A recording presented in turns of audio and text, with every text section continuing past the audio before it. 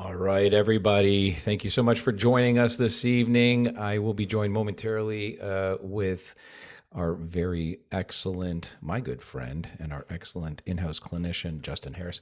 Our focus tonight, stress. Have you guys gone a day with stress? Maybe without stress? That's impossible. Stress is not all bad. We'll talk about that momentarily. Here at the DNA Company, we aim to revolutionize medicine with affordable precision DNA testing and clinical consultation that helps you, your family, your loved ones, and anyone you have in mind that you would hope to lead a better and healthier life, people at large, understand their genetic blueprint, something we like to call the instruction manual for improved health and longevity. And this webinar isn't intended to be medical advice. Always talk to your healthcare provider before starting any changes in medication or any particular health program. As I mentioned, folks, as you probably already know, this is our Man Up series. And Justin will be joining us momentarily. We love to take questions. We want all your questions. You can start them in the chat. You can ask us a little bit later on at about 5 or 10 past the hour. And here's another man of the hour, Justin Harris. Justin, we are talking about stress. How was your day today? Stressful? Stressful, and I love it because the more stressful it is, the more I grow on the other side of it. So, Bingo. yes, it was stressful. Yes, I have dealt with it properly, and I'm now stronger because of it. How was your day? My day was that elevated stress level, but once again, to your point, no such thing as a stress-free day. And when you learn and manage it appropriately, I like to think there's no coping or we shouldn't cope with stress. What we should do is manage it, expect it, anticipate it, and manage it. And folks, as a co-founder of the company and a clinician of 25 years, I can tell you that part of my arsenal, part of my bag o' tricks in a clinical sense, if you will, is dosing out this information, both from the books, in the literature, as well as my own personal experience with stress over the years. And when I'm effective at doing that for individuals, it can be incredibly empowering. Justin, I know you do the same with your genetic coaching as well. Yeah, you have to because in my practice, right? It's like the first thing that I do is I give you a master plan, right? That's why we separate the programs from audits and then transition towards the coaching. And so I give you a master plan, but then the next critical step is that we have to master the plan, right? Love At a it. certain point, we don't have to have a master plan. We have to master the plan. So, stress management, in my opinion, the better you are at managing stress and the higher that threshold is, it's going to have a direct correlation to your Right. ability to succeed in life, deal with the variables that are going to get chucked at you, which they You do. know, and I love that you're underscoring that mastering the plan. There's really the three P's with what we both do. There's the prevention when we talk about genetics, understanding your DNA, backpinning, underbone, and we'll talk about that obviously as it pertains to stress. So the prevention is absolutely key. The personalization is of utmost importance, and that's the genomics. But participatory, that's the P that's often missing. You can give all kinds of information, but the individual who's on board with wanting to learn how to be a better them using the instruction manual that obviously we provide, that's the participatory element that a lot of people think. This is not about hand holding. This is about the instruction. Here's what you would probably be best to do as an individual with your genetics as an instruction manual to guide you. And then we as clinicians can only take you so far with that information. I mean, is that something that's, by the way, stressful to you in a clinical practice when somebody you feel like they're convinced and they're onboarded with what we do, and then you have a follow up and they've done very little to none of it? Well, I mean, a great coach doesn't tell you what to see, he tells you where to look. Love it. So I feel like as long as I provided the pathway, sooner or later the onus ends up being on them, but they know that they're going to have to talk to me in a week, and they know exactly what I'm going to say if they haven't implemented anything. So All right. I show them where to look, I give them the master plan, and then it's just a matter of daily stacking those wins and kind of getting closer and closer to their 2.0, 10.0, let's call it. once they start to feel better, I don't have to even instruct them anymore. They kind of equate it with their dopamine pathway, which we'll likely talk about a bit today. They equate success and those good feelings that you get from it. So now you feel good when you do these things, and it doesn't Yeah. take a lot of discipline to do something that feels good.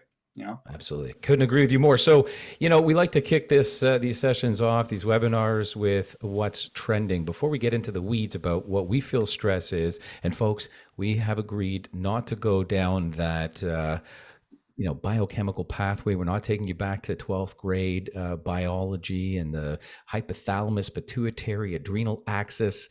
You've heard it before. And if you haven't, ask questions about it. But we're going to take a very interesting and different slant on stress and the whole idea of men to man up. And before we do, latest discovery in men's health in general. What's been on your radar, Justin, since the last we've done this?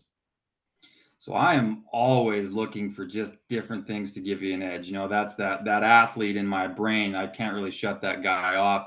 So I look at kind of natural ways to kind of boost performance, be it athletic or cognitive performance.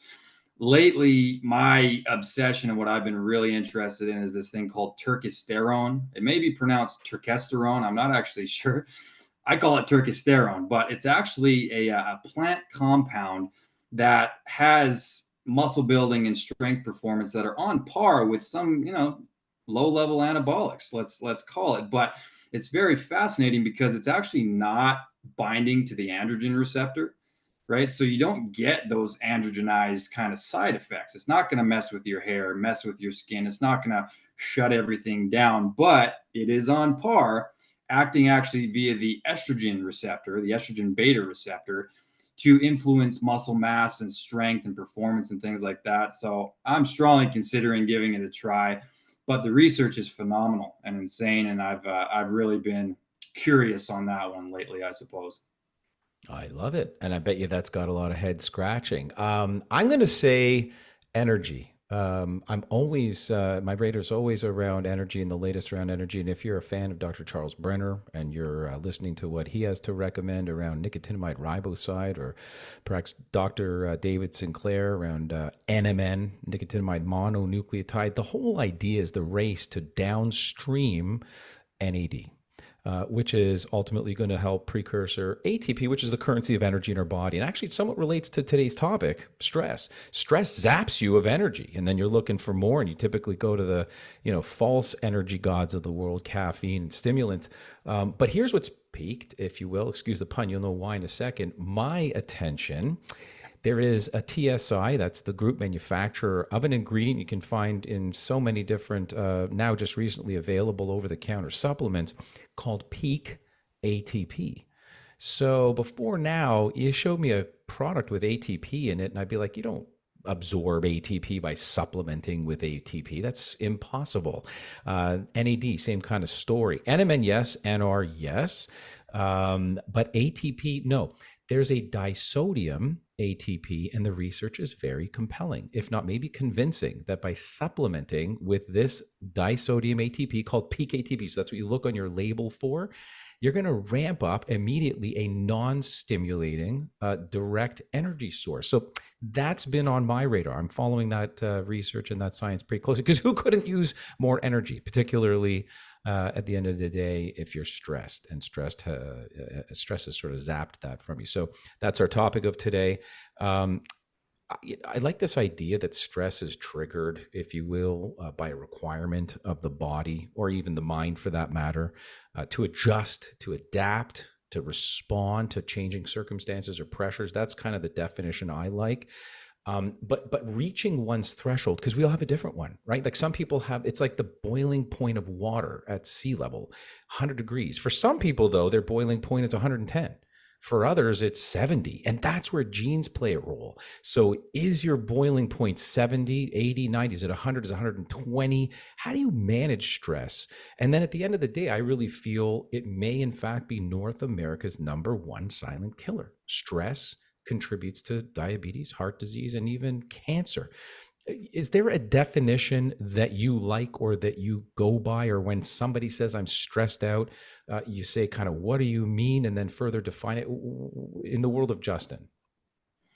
So in the world of Justin, which is quite the world, I would say that I'm of the opinion that life has contraction phases and expansion phases. Like we have these testing seasons in our life, and in my experience, the universe, whatever you want to call it, tends to send us tests in order to trigger our leveling up in the corresponding areas. Right. So like I'll give an example. So I'm a stepdad, to a kid with special needs. And prior to being in this situation, I must admit I had a serious patience problem. Right. I had no patience for anything. And the universe said, okay, Justin, you need to level up in this area. So it gave me that daily stress, that daily reason to have to kind of, take a step back, take a breath, and learn how to be a more patient person, a more calm person, that kind of a thing. So stress, I choose to put a positive connotation surrounding it. I think that it's something that's there to create a better version of us on the other side of it, because what do we do when we pass a test? Well, we create something better, someone a 2.0 version of what we would have been. So my definition of stress is only positive. I choose to give it that power. I think people and clients of mine, when they come to me and they say, I'm very stressed, I said, great. Right. I said, good. This is going to be amazing. Best case scenario, because you're in a testing season. So you have to win in your losing season in order to kind of learn more about yourself. So most people, when they get into a losing season, like a lot of things going bad, they choose to compound the problem by losing further. I'm stressed, so I'm going to have snacks. I'm stressed, so I'm going to have a drink. I'm stressed, so that's why I lost my temper on that person. You got to win in your losing season. When things are going wrong, it's only wrong by definition. This is an interpretation. If it's going wrong, you have to double down on what builds you, right? Stop running to the things that consistently break you down and run to what builds you instead. That gives you all the power you can possibly have. So stress is positive if you take it that way. It's negative if you take it that way. So That's let me kind play of in my devil's mind. advocate. Because, and as we can appreciate, there's a lot of folks out there that have a genetic predisposition to certain neurochemistry, and certainly through environmental experience, that it's hard to get out of that negative reinforced, sort of snowball scenario. So I agree that not all stress is bad. And I agree that it's an opportunity to grow.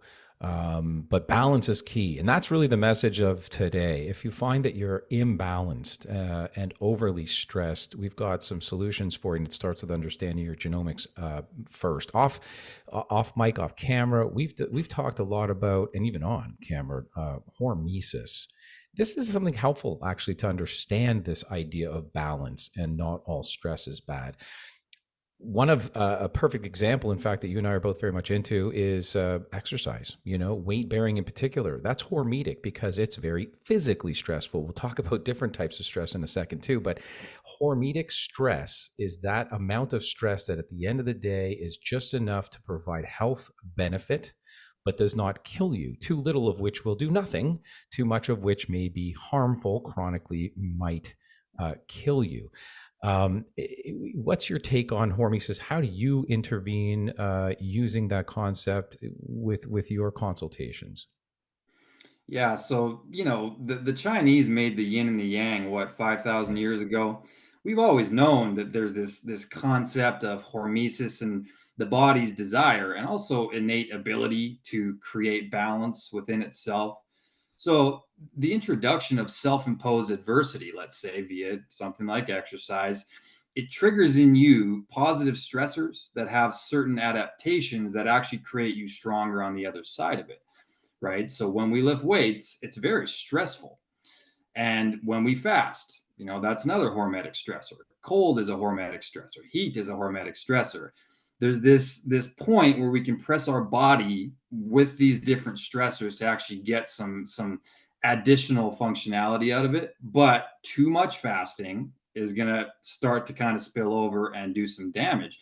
Too much exercise is going to start to spill over, do some damage. Too Right. much cold, right? Your cortisol will go up eventually. So it's really just finding that balance point. And it's like when people ask me about overtraining. Can you overtrain? Can't you overtrain? To me, it's really about that homeostatic component, because I may be able to lift weights 7 days a week and not enter into that overtraining mode. I may lift 3 days a week and be overtrained. The difference maker is how much parasympathetic activity, right? Like healing and building activity, am I able to uh, create in my body via these different mechanisms and foam rolling and breathing and different things. So hormesis is really just like we need to break ourselves down in these ways, and then we need to recover in these other ways. Finding that middle ground so that our chemistry is actually balanced is where the definition would come in my opinion. Yeah. Right. And hormesis is a bell curve, folks. And at the end of the day, this sort of left side of the bell curve is where maybe there's too little of a stressor. That Goldilocks perfect in the middle is what you're seeking. And then too far to the right is damage, disease. And here's what I want to underscore. Everyone, by virtue of genetic predisposition, particularly what we're going to get into momentarily, executive function, that neurochemistry that Justin was alluding to just now, that hormetic perfect Goldilocks zone will shift to the right or to the left, depending on those genes. This is our angle today, at least in part. You're going to want to stay tuned now. Some questions that you may have on this topic or anything related to men and stress, the focus being man up. So different types of stress. Psychological, that's what we're most familiar with. Mental, emotional, rather. Largely, workplace, social, spiritual, existential. Some acute, some chronic, some acute chronic, but also physical. We talked about it. Good and bad. Too little, too much exercise. There's the Goldilocks in the middle, and then there's chemical. And actually, without realizing it, I know you were alluding to it earlier, but we call it eustress. EU stress. Eustress is good stress. Stress that can make us happy. That's the fun and exciting type of stress. In fact, that's where we lack and we're deficient in North America. I want to talk about men because that's the topic of the show, and we are guys, and men respond differently to stress than women, and that's okay. We have a biological difference, an emotional processing and expression difference. We have a coping, or hopefully we can, this vernacular can change by the end of this hour, managing strategy different than women. Let's talk about the biological response. I mean, you mentioned cortisol, nothing down in the weeds there, but how are men different than women from a biological perspective? Yeah, I mean we're so different in so many ways, and we're also quite similar in others.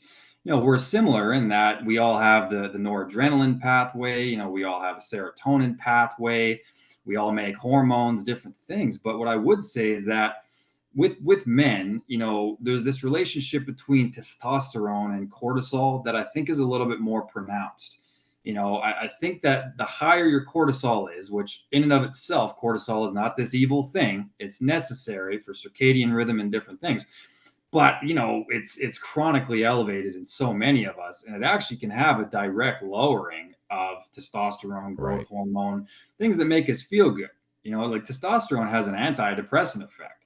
It's got a motivation component, just like a dopamine does.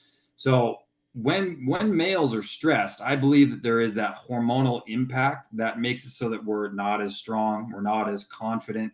I think it messes with us in a lot of ways. And in my experience, the more stress that gets kind of thrown at us, right, in different ways, it seems to manifest as rage, right? That's what seems to kind of come out with us. Have you experienced the same thing? Yeah, I was just going to say men are definitely more that rage predisposed evolutionarily. That's the biology, more fight or flight. Yeah. Whereas perhaps women, it's in the literature, are known to be a little more tend and befriend. And that's oxytocin. So, versus as you described, the testosterone. And it's not so black and white. There are variations of men and variations of women. We're going to get into that, as I mentioned, executive function, the neurochemistry behind each, but certainly as it relates to the biological response, bang on. Testosterone's what drives us. Estrogen's what drives women. And it's not that simple. And that's why we do a wonderful hormonal panel, by the way, at the DNA company, obviously, as well. And then when it comes to emotional processing and expression, agree or disagree, men are basically, generally speaking, and again, we have to be generalized, and we're talking about a topic like this, less expressive. We internalize. Women are simply more verbal, often more intelligent about it. They seek social connections to solve the issue. We put stuff inside. Again, agree or disagree. 100%. I've experienced that just with myself, that I agree. internalization of things. And, who knows how much of that is cultural, right? And societal, and how we kind of have this thing where we're supposed to just have it covered. So we don't really express it in the same way. People kind of simplify and say that, women are more emotional and men not so much. I think in some ways men are actually more emotional than women. I don't think that we express it as intelligently as you said, the emotional intelligence. I think we tend to store it. But I mean, if you look at, for example, after a bad breakup, more men kill themselves after a breakup than women. And I think that it's that capacity to not have open dialogue, even stuff like this, not being able to really share, feeling like you can't. So it goes inside, and that's all stress, and that can tax your heart, that can tax all kinds of stuff from a medical perspective. But yeah, I think it's exactly what you said. I'm in agreement on that one for sure. Yeah, and we don't disagree very often, but I will have a differing opinion here. And I would suggest, as it relates to coping or strategies around managing stress, that men, I think, tend to be a little more problem focused. And women are a lot more emotional focused. I think that's simply the main difference between men and women. I might get some heat for saying that. I think it's actually supported in the literature. Neither is the right necessarily. We're talking about this being something that's very unique, and yet we're generalizing. So let's go back to what really is unique. How at the DNA company we're looking at unique genomic differences to really understand, and one, how I'm different than you, Justin, how we're different than the average Joe. That's what we're talking about. And the executive function and even the hormone pathways are very much starting points to understand stress. What is the underpinning, and where are we more predisposed as unique individuals to that stress? One. Two, what is our plan of action as it pertains to a unique individual personalized plan of attack or protocol to pertain to that stress, and get that hormesis perfected? What do we do? So let's go down into not the, we've heard a million times cortisol and, HPA and adrenal system and stress. We've heard this before. Where we're unique at the DNA company as we look at a few of these genes.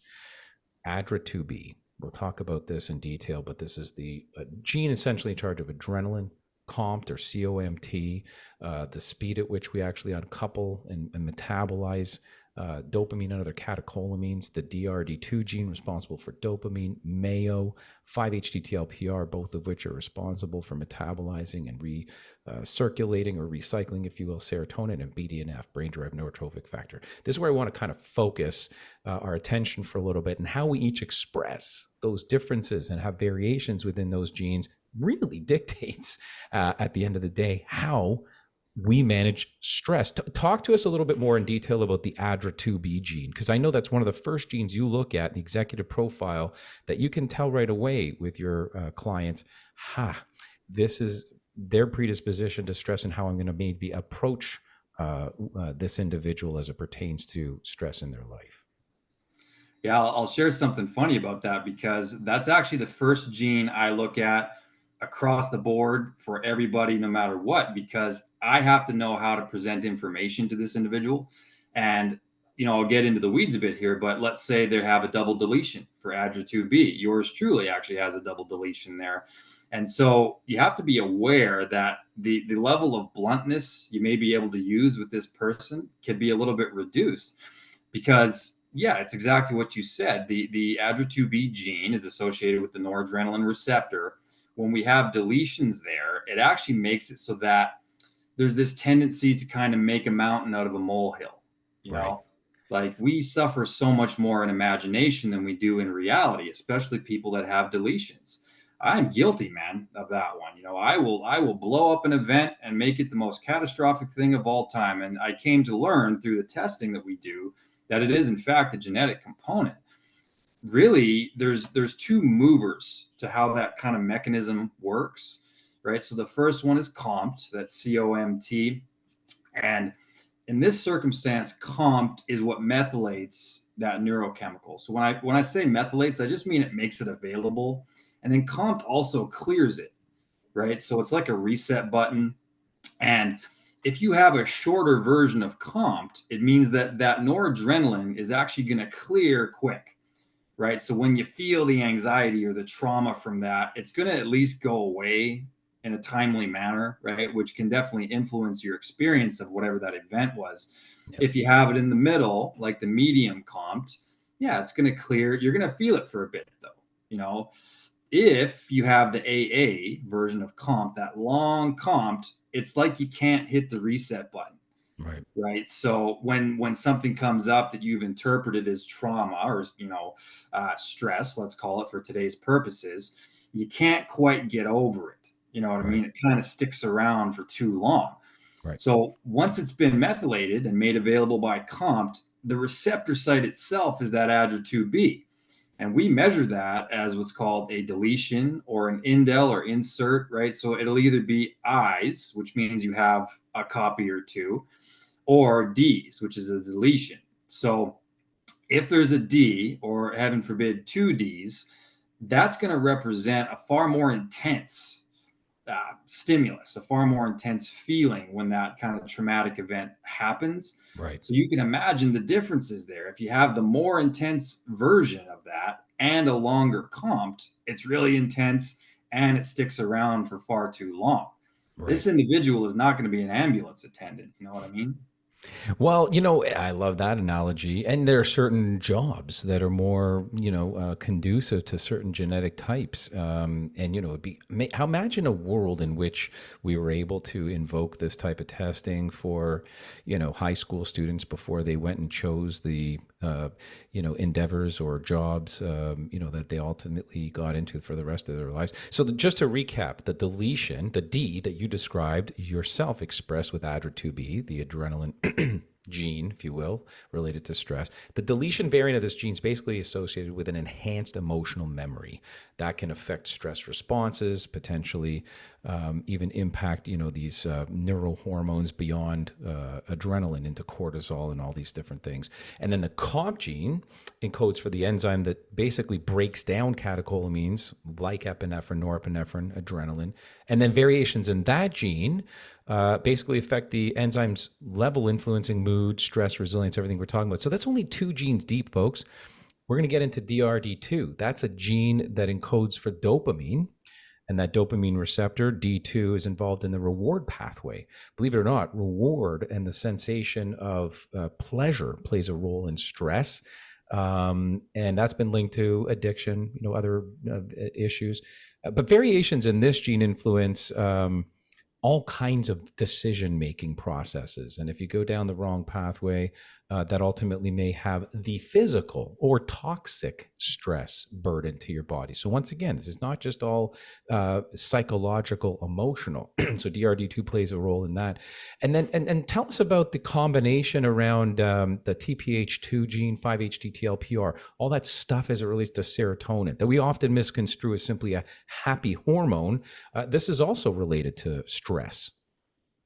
Yeah, for sure. I mean, it plays a big role in mood regulation. So TPH2 it plays a role in the degradation and the breakdown of serotonin, and we measure serotonin on the 5-HTTLPR gene because it kind of acts like a revolving door, right? There's this release and then there's a reuptake. That's why Mhm. people use SSRIs, right? It's a reuptake inhibitor. So in theory, it would prolong the half-life of that serotonin. So when we have a shortened receptor in the first place, meaning there's an S somewhere in your genotype, SS or LS, it means that we're probably going to have a lot less bioavailable serotonin in the first place. And serotonin is there to kind of help your brain to prioritize stimulus.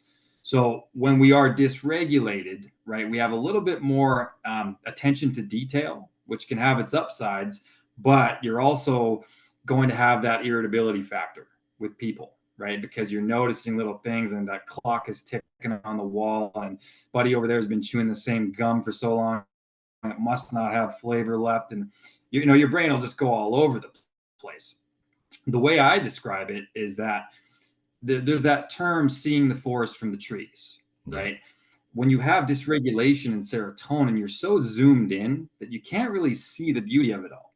So it's like you're looking at one insect on one tree and you're like, ah, that's ugly, right? Meanwhile, if you could actually cultivate the ability to zoom out a little bit, you would go, ah, the forest is beautiful. I love the forest, right? So serotonin, you can't really zoom out so easily when you have dysregulation.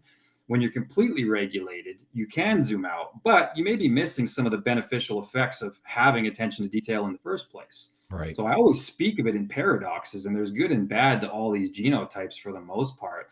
But that's serotonin. So if you interpret everything as stress, yeah, of course, you've increased that cumulative stress load psychologically. So I think it's an effect that we have to couple with all the other stress factors in your life. Physical Yep. stress, like you mentioned, there's so many types. And once again, well, let's come full circle. There is no perfect combination. There's simply what you have. But so far, what we've got is genes that control adrenaline, genes that control dopamine, genes that control serotonin and its reuptake. We also have a gene that we call MAO or Mayo. Not the stuff that you put on a tuna sandwich, but monoamine oxidase. This is an enzyme that's actually responsible for the breakdown of other neurotransmitters besides serotonin, but inclusive of norepinephrine and dopamine. And these variants in that Mayo gene, all kinds of effects, but mood in particular, and of course, stress response. And then lastly, BDNF, brain-derived neurotrophic factor, which is essentially, the gene in charge of fertilizer to soil. If the soil is your brain, and we're talking about neurons allowing these new neural connections or disconnections. So when we have stress acute, you can manage that. If BDNF is low or lower than it ideally should be in the optimal variant, there may be problems as it pertains to forgetting those situations. Very similarly, as we spoke about momentarily, the ADRA2B. So all of these genes together.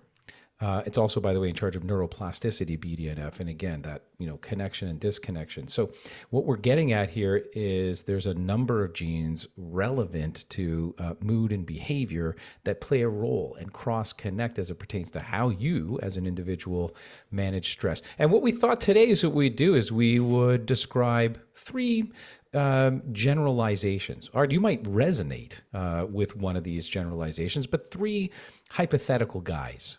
The first guy is John. We're just going to call him John. And John has this executive function that we call the intrepid risk taker. So that COMT gene, the catecholaminomethyltransferase, that's basically either a worrier or a warrior, we affectionately refer to. The GG variant that John has, he's a warrior.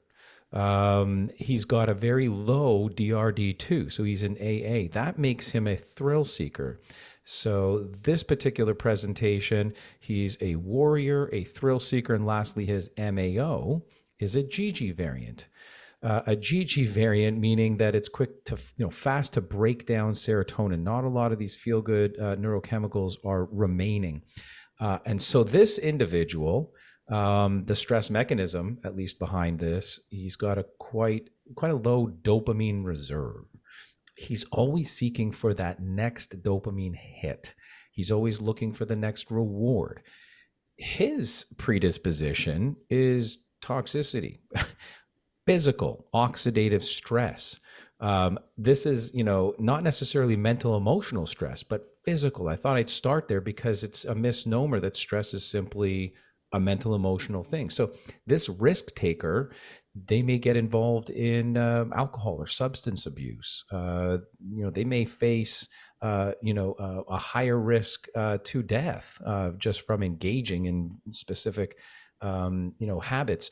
So at the end of the day, let's start with John and how we might approach John. Again, fast COMT, low DRD2, fast MAO.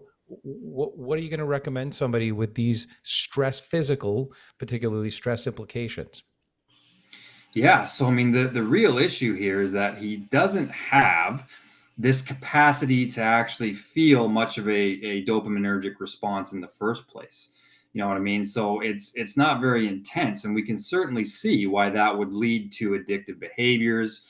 maybe even depression, if I can throw the D word out there. So on the physical side of things, I mean, of course, you have to be able to deal with all the extra oxidative stress, right? The reactive oxygen species. So I might recommend an infrared sauna, something to kind of sweat out the additional toxins. I might recommend hydrogen water. I might recommend peptides like carbon 60, things to deal with the actual physical side of that. On the mental side, what I recommend he does is make sure that he gets his dopamine from something that's actually serving him as opposed to something that might break him down. Yeah. People consistently look for happiness in the same place that they lose it when it comes to vices, right? Substances and things. So the dopamine pathway, what we need to remember is that it's an ancient mechanism and it's actually there for our survival. Our ancestors had to be motivated to do different things and they didn't exactly have the stimulus present that we do today. So that's where in my coaching, I always bring it back to that thing that I call stacking W's, right? Stacking wins. You've got to integrate your dopamine pathway to the accomplishment of positive tasks, right? Kashev has talked about this, that entrepreneur thing, when you have kind of a low binding DRD2, that you can use it in different ways to benefit you. So I use it by writing a long list daily of things that I want to accomplish and physically scratching it off moment by moment when I accomplish those things to kind of close the loop, close the circuit. So use it to your advantage and then take care of the physical kind of downstream things by helping your body to detox properly from that downside, if that kind of makes sense. I love it.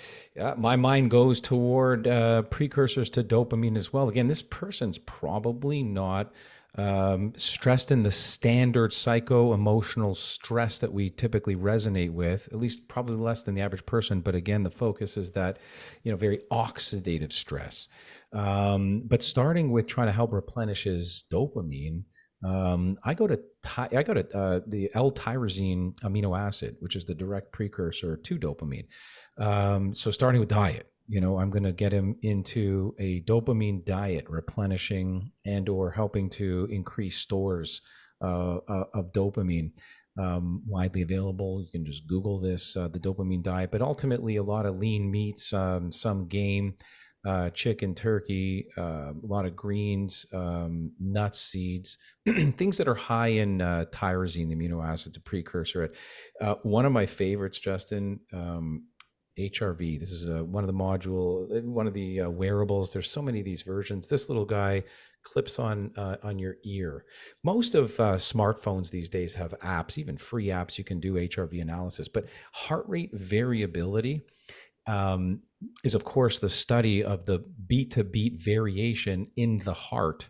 And there's direct correlation from the way the heart is beating to how the brain is feeling.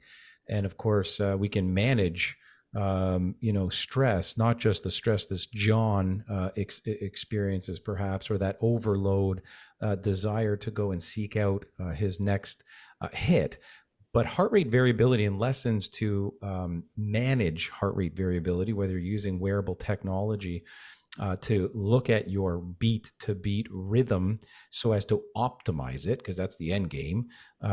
When your heart is in optimal coherence, we call it, and it's sending, by the way, more signals from your heart to your brain than reverse, from your brain to your heart. So your heart literally speaks to your brain. When it's in this optimal heart rate variability, this sequence, it basically instructs your brain, listen, you're cool, everything's going to be okay, but hey, chill out. Take a chill pill, John, relax, don't you don't need to get up and go parachuting or skydiving or, get that next dopamine hit. You're fine where you are in the moment. So I love heart rate variability for that. I love heart rate variability for John. I'd be teaching him, this high stress adventurer, how to move. You said this earlier, from this chronic sympathetic dominant. His goal is to shift into parasympathetic, because that drive, that emote to constantly go and seek that next dopamine source. He's just got to learn being in the moment is excellent, and the feeling he may get eventually from that when he optimizes heart rate variability probably would grow on him. That's how I'd approach him. But I think the combination of these things and so many other things, obviously, that are well within the scope of our reports. Once you get a report from the DNA company and you open that and you determine what version of executive function, mood, behavior, and hormones you are in it, we're very actionable. We tell you exactly what you should be doing, including some of these things we just mentioned. Michael, let's talk about Michael. He's classic anxiety, right? So this is our second sort of archetype, if you were. This guy's got that high stress response from an emotional and neurochemical perspective. So mental, emotional. So he's the opposite, a slow COMT, COMT. So COMT again is the speed at which you are degenerating or breaking down your catecholamines, including noradrenaline, epinephrine, and dopamine. So he's a worrier as opposed to John, the warrior, right? So Michael's already a worrier. Then he's got the decreased serotonin, the 5-HTTLPR, decreased double S. So incredibly sensitive. Deer in headlights is how I like to think about this guy. And then fast Mayo. So that GG, so quick breakdown of serotonin. So holy crow, there's no serotonin left. He's a classic, right? Classic anxiety. Stress mechanism here is serotonergic deficiency or depletion. What are we doing? Yeah, and beyond that, what I would suggest is let's say I had his reports, I would also be looking at his gut health genetics on top of that. Because if he has, let's say, suboptimal glutathione at the level of the gut, we can operate under the assumption that serotonin might be that much further compromised. All right. So yeah, I mean, this dude, let's say John and Michael both got into a little fender bender, right? He took the wrong left and they smacked into each other. The event is the exact same thing. However, that interpretation of the event is totally different, right? Yeah. Like there's a thing called an EMI, an emotional memory imprint. Michael is going to remember this in such a way that it's like your brain is going to take a snapshot of it and it's going to be way more dramatic than he actually may have experienced in the moment. Your brain can kind of play tricks on you in regard to this. So, I would say mindfulness practices would be definitely really high on my list for that. My clients will tell you I never shut up about breath work. I think it's underutilized. It's free. It's quick. It also helps with the BDNF profile, which we'll be speaking about a bit. But something to kind of just down regulate that immediate nervous system response. There's a space between stimulus and response, and mastering that space is how these individuals can actually get out of it. I recommend you do weightlifting. I recommend you hit the punching bag. I recommend you do yoga. I'm about the body. You know what I mean? So you've got to get out of your head and get into your body. Like I mentioned, I'm a double deletion, for ADRA 2B. So this is a daily thing that I got to combat in my own right. So Once you know, because by the yeah, way, as we're wearing our heart on our sleeve here, and you mentioned you're a double D, ADRA 2B, I'm a double S, 5-HTTLPR. And it's so true. Once you know and you manage it, and this is the whole point, you are cruising through life, not just way less stress. You just take a step back, get out of your own head, self-analyze, and move forward a lot more streamlined. And I love this idea of putting these two in a car accident. And Michael's maybe never going to get over it and have that deer in headlights and image and picture, whereas John, how many times a day, let alone a week, maybe month, does he purposely, crash his something or other, go-kart or car, just out of exhilaration, just experience the rush? So just another one of those. I use this analogy with my patients often with an elastic band. So back to hormesis. What I might do with Michael is that cold immersion technique, right? So this is shocking. And whereas shock is not something he deals well with, to your point, getting into an accident, for example, or unexpected stressful situations in his life, what we want to do with hormesis is stress exposure, purposeful stress exposure, short, perfect dose stress exposure. He talked about exercise. That's something that's going to elevate his serotonin. But cold immersion, the more he does it and the more shocking he initially experiences it, the less shocking it becomes over time. His elastic band is more rubbery and stretchy. That's what we want to do through exposure and through cold immersion and hormesis is increase the elasticity of his resilience. I think they're one and the same. The other thing, by the way, and I always go to diet, nutrition, supplementation. If I were to stay in my lanes, that's my area of expertise. just like they're dopamine precursors, they're serotonin precursors. So when it comes to foods, pumpkin seeds, oats, yogurt, spirulina, all very high in tryptophan. But then there's also supplements. I'm sure you'd agree. 5-hydroxytryptophan, B6 as a conversion enzyme there is quite often necessary, along with B12.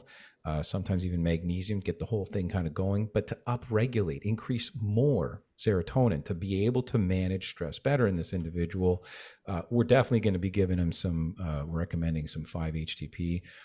Once again, always talk to your doctor, pharmacist, healthcare provider. This is not intended to be medical advice, because when you're taking, so you already mentioned a serotonin reuptake inhibitor, that style of drug does not do well. It's in fact very contraindicated to be taking 5-HTP along with that. But here's the bottom line. When you know you're a certain 5-HTTLPR genotype, you're probably like an S or an SS. It's not advisable that an SSRI is the best medication for you. There's probably better types of drugs. So okay, we want to be able to answer questions. So let's go into our last example, a theoretical individual, David. Okay, David's he's emotional. He's he's got a lot of spiritual stress. We call him the emotional empath. This is his executive function. So everything is really, deep to the core he experiences. So David's got a decreased ADRA2B. So just like you, Justin, he's got the DD. That's empathic. You feel what a lot of other people feel. But he's also got low BDNF, brain-derived neurotrophic factor. He's an AA. So we call these individual learners. Information doesn't come as quick or stay as quickly as the average individual. And he's also got this reduced serotonin production. So TPH in this case, not the 5-HT, the amount of serotonin, the TPH2, which is often it can contribute to, poor mood, maybe even melancholy. So his stress mechanism, he's predisposed to loneliness, cognitive decline, maybe even loss of purpose, if we were going to be extreme in the way this expresses with these 3 genes. What are your thoughts on what we might do with David? Yeah, so there's a few moving parts, right? Because when you're low in BDNF as well, you like you mentioned, you have difficulty with that neuroplasticity and that ability to kind of pick up new skills, new habits. But what we do find, and full disclosure, I'm also dysregulated here. So I pretty much am this guy in certain ways. What we find is that you tend to kind of be a subject matter expert as well. Like you really like dive deep with certain things. And I'm exactly that way. Like I could talk about genes all day. If I have to go fix my car right now, I better call my brother-in-law because I have no idea what to do about it. So, it's the combination of these things. You're a little bit less logical and a little bit more emotional.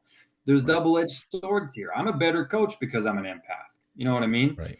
But when it comes to the detriment, the downside, I would say we need to upregulate that BDNF via things like breath work, because that'll help with the noradrenaline pathway as well. Things like brain tap, if we want to use some devices here to increase neuroplasticity. I would make sure this individual is grounding regularly, or maybe using some PEMF, things to calm the nervous system a little bit. Take care of the adrenal glands with proper sodium ratios and hydration tactics. And I think that the gut matters here a lot too. Yeah, So absolutely. many things are made in the gut. And if that's unhealthy, which most people it is at this point, let's be honest, some high quality probiotics, a little bit of intermittent fasting. And beyond that, it's just exactly what we talked about: lift weights, breathe, mindfulness, right? I would work on being logical versus empathetic all the time as well. And there's always mindset tactics that we can use in that circumstance. Absolutely. I think social connections are absolutely key. You spoke a bit at the top about how women differ from men in some ways, that they deal with stress in a way that they solicit or lobby for togetherness with other like-minded females to figure it out. Guys don't. We internalize, and then we often, as consequence, become lonely. We just aren't connecting as often as we should be. In fact, there's a Dr. Dunbar, Robin Dunbar, professor of evolutionary psychology at Oxford University, who studies behavioral, cognitive, and neuroendocrinological mechanisms in humans. And recent research, actually, he published in the journal Adaptive Human Behavior and Physiology, suggests that we as guys need to connect at least a few times a week, and get this, for a couple of drinks at a local pub.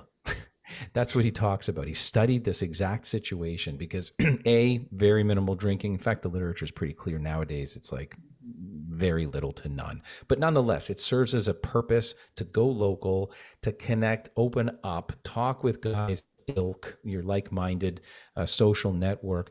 And let's talk like centenarians, people that live beyond 100 years old, that live in various pockets around the planet, and live well, not just old age, live very healthy. They have this social connectivity. They have what they call, the Japanese call ikigai, right? Sense of purpose, which is often, it comes back to that family and local social connectivity. So I guess I say all that to suggest that my recommendation for David would definitely be to create, if he doesn't already have it, a concrete social network, a couple of guys you can rely on for a drink once or twice a week at a local pub. I love what you said about PEMF, pulse electromagnetic frequency. I think there's those wearables. I love, I was going to show and tell this. I think I'm going to avoid doing that this time and just speak to it real quick. TDCS, a little device that you can purchase, many of them online, but essentially this is transcranial direct current stimulation. So literally sending certain signals, a little different than PEMF, through the prefrontal cortex for guys like John to upregulate mood and a sense of wellness. So I think there's that. And also TMS. We're hearing more about this. Transcranial magnetic stimulation is something I think that also might serve as boosting a little bit of that BDNF and feel good stuff going on in the brain. Speaking of BDNF, lastly, I'd also just say, and we talk about this in our reports as well, whole coffee fruit powder. So this is not the green coffee for weight loss. This is the mesocarp, or that external shell of the coffee fruit, extracted. 3 really great human clinical trials on upregulating BDNF. John, rather not John, but David is this emotional empath, is low in BDNF, and that's also a mood. It's not just neuromodulator or something that increases neuroconnectivity, but it's a mood regulator, entirely dependent on, by the way, vitamin D, as you know, and can be upregulated by sauna as well. Saunas increase the heat exercise. That's how I think I'd approach David. And again, folks, like, this is, if you haven't already had your test done, by the way, there's a great New Year code that you can use, New Year capitals 75. Anyone can use that. If you're interested in purchasing the DNA 360 kit, we've got a $75 off, which is incredible savings coupon for that. Your health is an investment, not an expense. Let's make this year that year where you really identify what it is you need to do, take, get involved in, supplement with, so as to live the best, longest you. We're coming up to top of the hour. We're going to be answering questions. Any thoughts, though, in summary on perhaps your 2 cents, Justin, on how, if David was involved in a 3-way car crash with John and Michael, what's David's response? Yeah, I mean, he's not going to have the greatest of responses either. You know what I mean? It's like the one who has the warrior, that's the guy who's really going to kind of just brush it off. I would say the other 2 are both going to be like, man, I'm never taking that left again. There's going to be some level of, let's call it PTSD. We're not supposed to be, prescriptive in that way, diagnostic in that way, but it's going to haunt them for a little bit, right? These things are going to stick with them a little bit too long. So what I would say is you almost have to deal with it in the same way as you would deal with anything. You have to give yourself a little bit more exposure. Yeah. I'll try taking that left again. You know what I mean? And just do it at some point. You have to put your feet on the ground. And like I said, I could give you a master plan, but you do have to master the plan as well. So I would actually encourage a little bit of exposure to the things that caused a bit of that anxiety in the first place. And you got to let them go at some point. I, I hear you loud and clear. Have you been in a car accident yourself, by the way? Appreciating you suggest you share some of these genes, Not a gene car variations. accident, but I demolished my father's four-wheeler, which was a brand new ATV. When I was 17 years old, I crashed it down a mountain. I'm not sure if he's forgiven me yet, even, but yeah, that it took me a little Crashed bit it to get down back a up. mountain. That's Yeah, a okay. And you're alive to incredible. tell the story. I'm glad you weren't in it. I suppose I'm assuming, or you were Well, in I that. got tossed out of it. So yeah, Okay. it started flipping and rolling, and I got thrown about 30 feet, and I landed in the woods. And the thing was just crushed and demolished. And yeah, it took me a while to get over that one with my Oh man. deletion. Well, if you live through these situations and you learn to, or you live to, be able to tell, and you learn about how your genes work. This is the story, folks. You are able to move forward in life and in a much more congruent, if you will, manner. Things are a lot easier. Stress is more water off the back. Let's get to some questions. First of which, by the way, this is all you. Jim Malone asks, are there genes for sarcopenia? This is, of course, the loss of muscle mass over time. But this is one of your areas of expertise, Justin. I'll let you take that.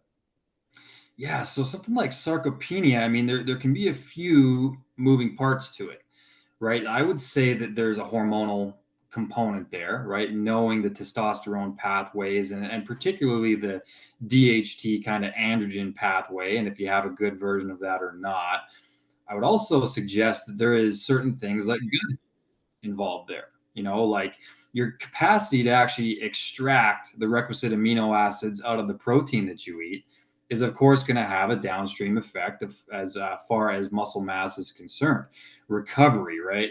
Yep. I always look at your oxidative stress pathway for your capacity to train in the first place without totally gumming your body up with toxins and different things. We need to look at your micronutrients, right? Like zinc, the different things that are needed to build muscle. So genetically, we can look at all that. Vitamin C, vitamin D, methylation matters there. So I don't think there's really a one and done gene there. I would actually look at a coaching program for you to kind of dissect all the different elements, right? How do you train? How do you eat? All of these different things. How do you sleep? Right? We talked a lot about serotonin dysregulation today.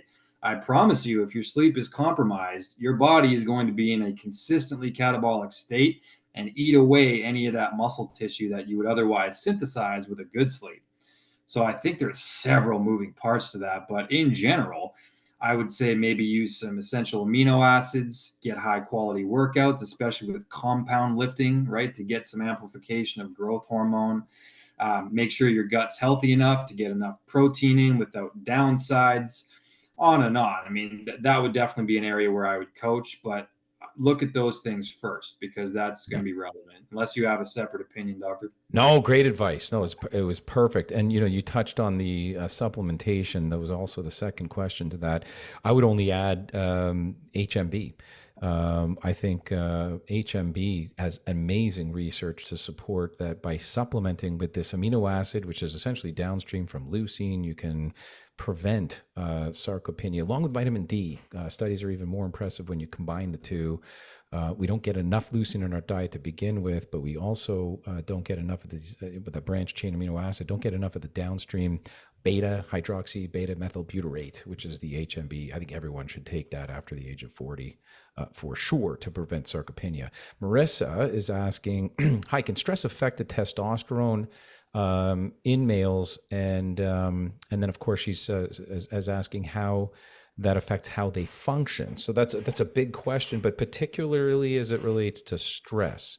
You talked a little bit about that in the beginning, but stress, testosterone, what's the relationship? How can we improve that in guys? Yeah, I mean, the higher that cortisol number is, it actually has a direct effect on that, on the lowering of it. And, we've talked a lot about physical versus psychological stress. There's this compounding effect too. You know what I mean? Like as the cortisol goes up and the testosterone goes down and various things start happening on a physiological side, I think that there's a cumulative effect there and you end up just disinterested and you end up lacking the motivation associated with high testosterone levels. So then it becomes a matter of, is it chronically low now? Like, have we lowered our testosterone? And by the way, your genes can tell you lots about that, how much there is in the first place. But yeah, to simplify, too much stress directly lowers testosterone. Right. Then, if you're so stressed that you don't sleep, that will directly lower testosterone. The cortisol compromises your gut microbiome. There you go. Now we can't synthesize nutrients, all these different things. So, yeah, it can be hugely detrimental, no doubt about it. What do you think?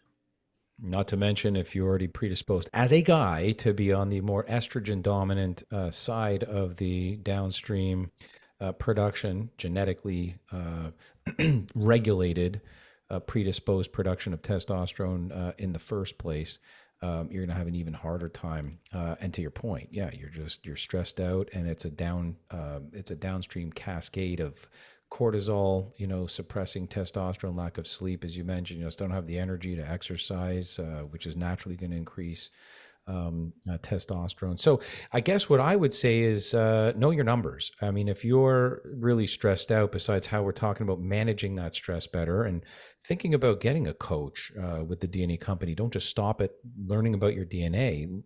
Let us help you understand this process in which you can wash over your genes to literally improve genetic expression.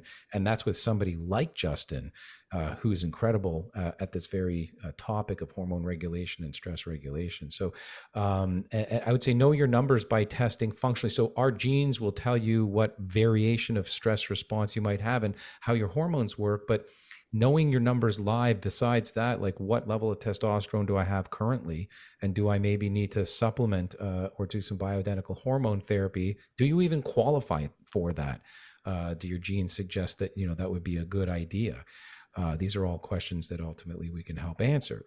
So those would be my 2 cents. Marissa is asking, did you talk about something to do with central iron and how it affects central dopamine? Were you talking about that earlier? She's asking how do we as a health professional measure central iron as it affects central dopamine and blood. I mean, there's a lot of ways to look at this. This is MRI and all kinds of quantitative susceptible mapping. Really, I mean, it's an interesting question. As a clinician, I rely on simple urine correlate surrogate markers, so urine neurotransmitter levels. To get some assessment of lifetime what your neurotransmitters are doing. But central iron, that is typically PET scans, MRIs, CSF analysis, and all that kind of stuff. We're not talking about hemoglobin. So interesting question.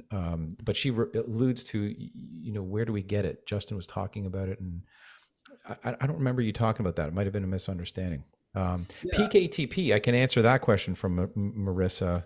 Peak ATP is simply an ingredient that's a disodium ATP that you look on your bottle of ATP energy, and it's anything else, I wouldn't trust it. If it says peak ATP, so it's not the brand, it's the ingredient on your consumer and your brand that you find in a health food store. Make sure it says peak ATP, so PEAK ATP, and you're assured to get an energy boost that's non-stimulating, something that's going to increase the amount of circulating, or let's call it mitochondrial production of the natural currency of energy that your body relies on to work.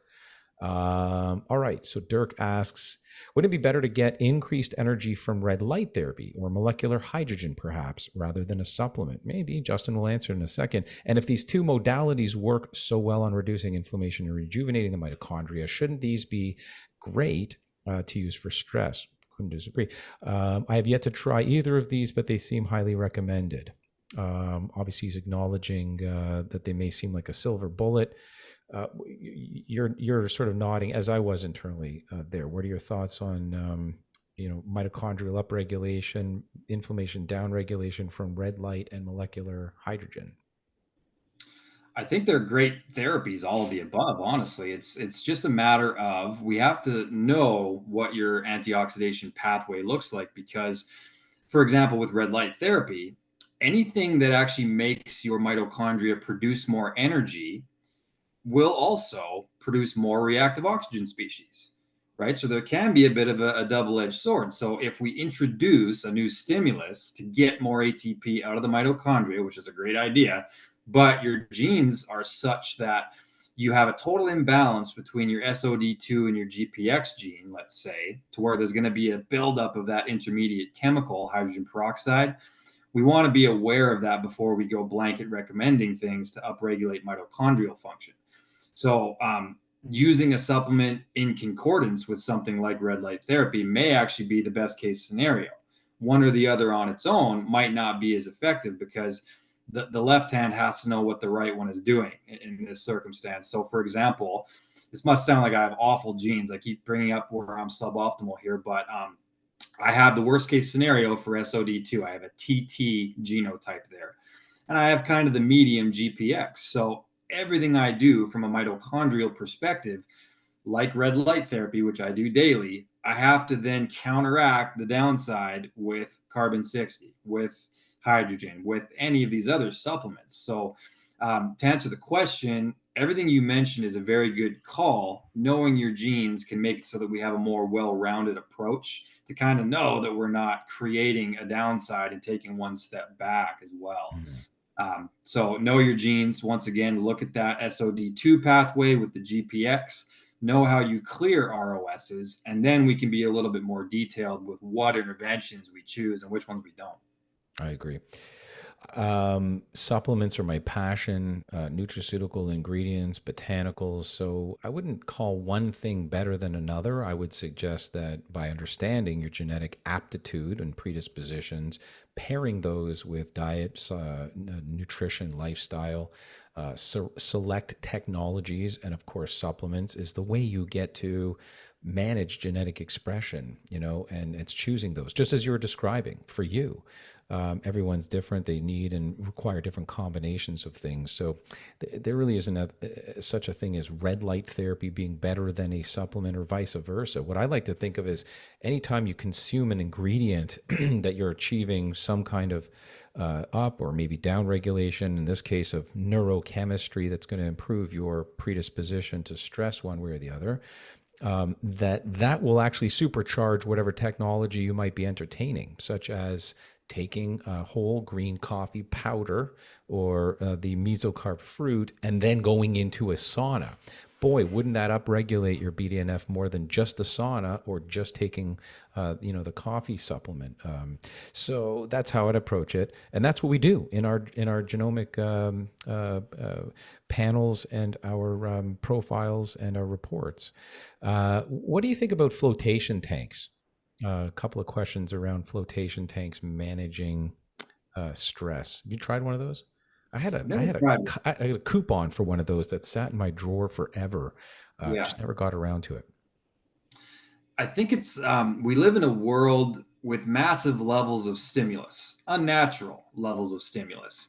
And it's like having pop-up windows everywhere. You know what I mean? And my understanding of a flotation tank being a sensory deprivation tank, right? Reducing all stimulus.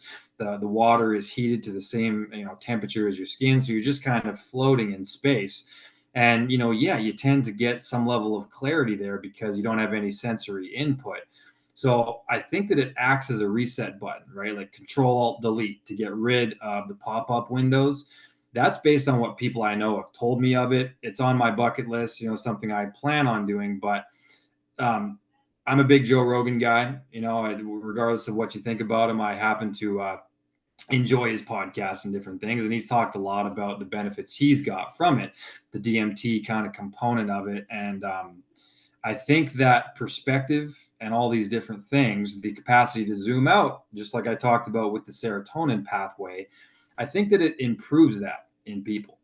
Same with, like, we could talk about psychedelics, different things that kind of offer a variable perspective. I think it's a great idea. I think it's something that's worth trying. I also intend on trying it. The literature seems very, very interesting, and I'm not against it whatsoever. Marissa is asking about what the coffee berry extract's called. It's called the patented ingredient's called Cognati Q. We formulate with it at the DNA company. So check that out. This is a really important question. Let's talk about this as we come close to wrapping things up for this evening. Dirk's asking how you can talk to your doctor about all these technical points, functional genomics, stress hormones, appropriate supplements, hormesis, BDNF. It's a lot of stuff, right? You can't, how does, because I'm dealing with this a day in and day out, and I'm sure you are as well.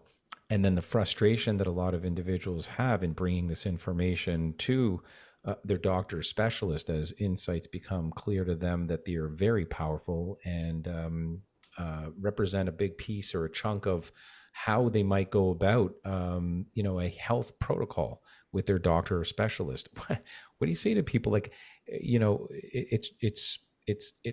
another language for most, let alone GPs, for most specialists. What do you tell somebody? Well, yeah, it's exactly what you said, right?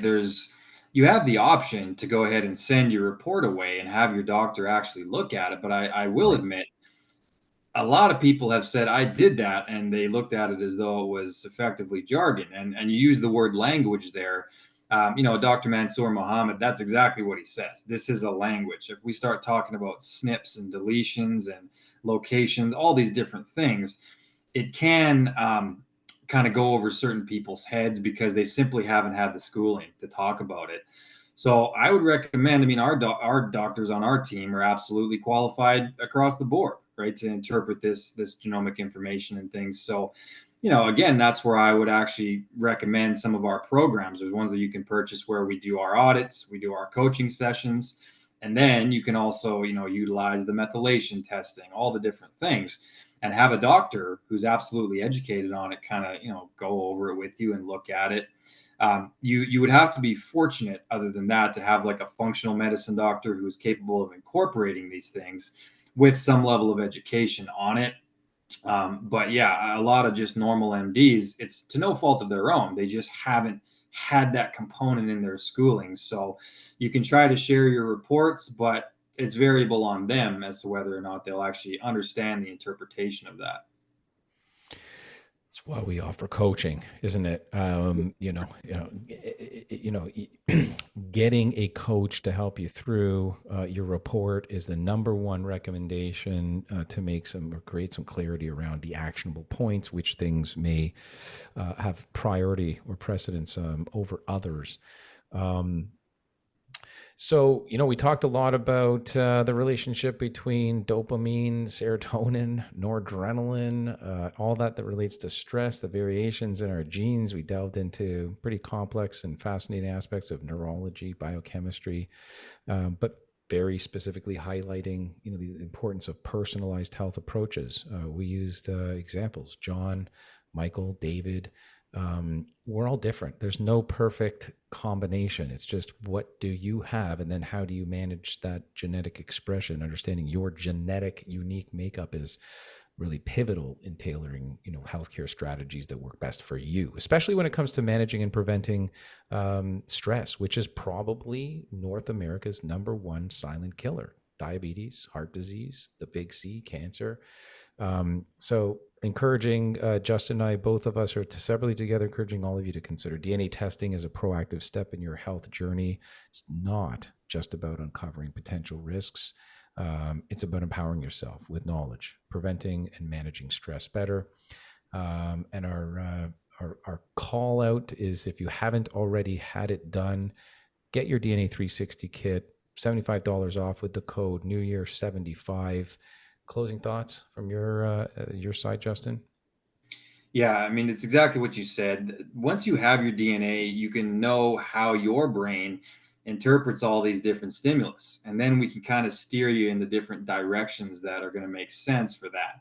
Remember that genes represent a factory setting in the body, like a default setting. So once we know that, it's not to say that we can't encourage more optimal expression of the genes via the interventions that we choose. None of them are a curse, none of them are a blessing. It's all up to us to interpret them properly and get the best out of them. When it comes to stress in general, I always recommend you have to start to be aware of your internal narrative, right? Your dialogue. And I say dialogue instead of monologue because there's usually a conversation going on with two different parties inside of our brains. So you know, like I mentioned, we suffer far more in imagination than we do in reality. So I look at it like the old cartoons, you know, how there's like a devil on one shoulder and an angel on the other one. That which you feed grows, and that which you starve dies. So when you start to get those negative narratives in your mind, understand that it's up to you if you feed it or starve it, right? Feed Yep. the productive narrative. That's the one that's going to grow and gain power, and starve out that other one, because stress inside your mind is an energy leak. That's when you're going to be fatigued because you're giving power to the wrong narrative. Love it. Man up. It's a series, Man up. folks.